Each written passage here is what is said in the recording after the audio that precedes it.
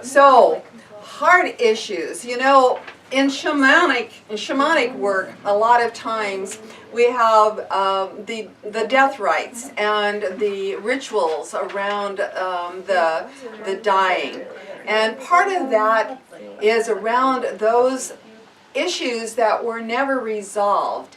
And what we do is allow the person that is about to die an opportunity to be able to tell his story, to go back and just go through all of those things in his life or her life that maybe were just still troubling him or her and they hadn't resolved. We call that unfinished business.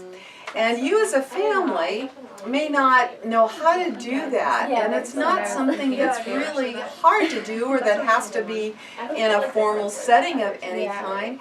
It's sometimes just sitting with the person and holding their hand, or sometimes even putting, you know, a hand on their heart or on their shoulder, and just saying, you know, Dad or Mom or whoever, aunt or uncle, do you remember what it was like when you were growing up, when you were a kid? What were some of the favorite things that you liked to do? Or did your family go through any hard times? Or what was it like as a kid? And just by asking some of those beginning kinds of questions, you give them an opportunity to start thinking back.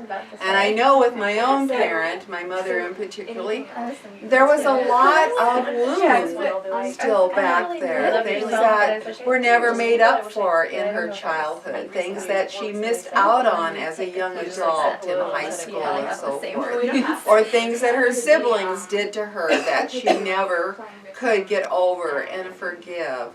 So by just allowing a person to reminisce and go back through their life, travel back through that timeline, gives them an opportunity to bring up all of those unresolved things.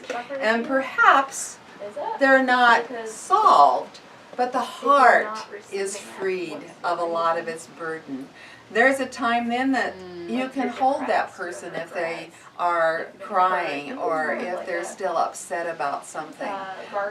You can actually do a lot just by giving them an opportunity to imagine, well, if you could have done something differently, or if you could have had something happen that, you know, didn't happen, what would that be? If you could have your last wish, what would that be?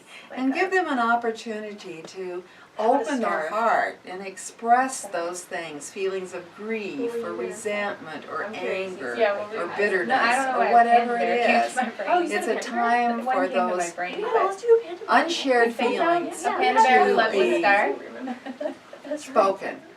And it's something then too, as a shaman, we're taught that when the person then crosses over, if that work has been done on this side, then there's much less that has to be done on the other side.